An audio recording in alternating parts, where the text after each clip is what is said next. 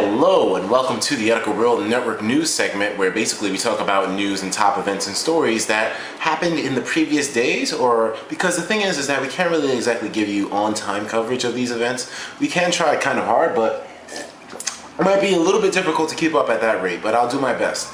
Either way, today we're going to bring you a news story that I found rather interesting, and I thought that it would be cool to bring it up with you guys because it's one of those odd stories. I mean, it's nothing really that informative or that special, but it is somewhat weird. So I figured it deserved a coverage story from today. And so what this story is basically about is, as you read in the title, a hotel in Bolivia that's built entirely out of salt. And I mean it 100%. I mean, take a look at the pictures. I mean, the hotel is literally built all out of salt. And apparently, in order to make a structure like this possible in the first place, it had to be made out of 10,000 tons of salt. Like, you know, the regular table salt that guys use.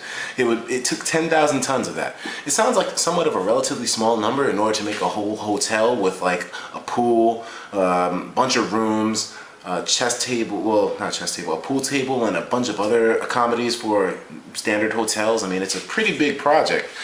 10,000 sounds like a little bit of a small amount, but then again, it probably is a lot more than I think. I mean, a ton is definitely a lot of weight.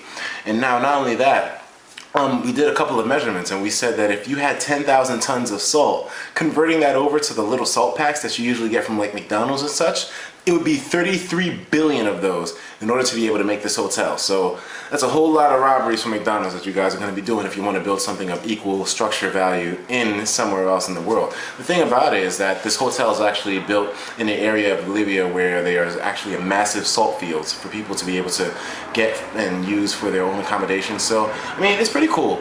Although I have to wonder, you know, whose bright idea was it to make a hotel out of this material? I mean, I'm not trying to criticize them or their creativity, but I mean, why salt, you know? I mean, well, whatever. I mean, I haven't heard of it being done before, so I mean, at this point, I guess it's just a matter of choosing a material that no one else has built a big structure out of yet. I'm pretty sure somebody did chocolate.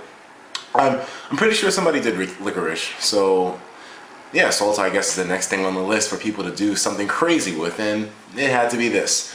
I mean, in terms of salt being good for you, it supposedly is good, but just not in large quantities, but that can be said for a lot of other things. Apparently, the hotel has extremely strict rules also about licking and consuming the salt that confines the entirety of the walls. Also, the hotel is relatively cheap when you compare it to Manhattan prices or current hotels. It's $135 a night there when you do the conversion of the money system of everything like that. So, it's not that bad of a stay. I mean, if you want to leave smelling like French fries in the morning, it's definitely worth the wait.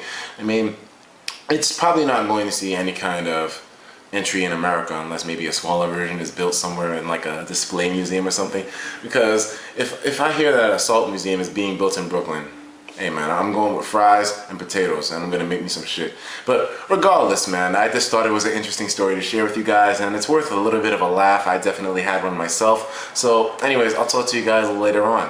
This is the new Etika World Network channel, so we are going to slowly be converting everything back to the standard that we usually had at the old channel. So I'll see you guys later on. Take care of yourselves and have a good one.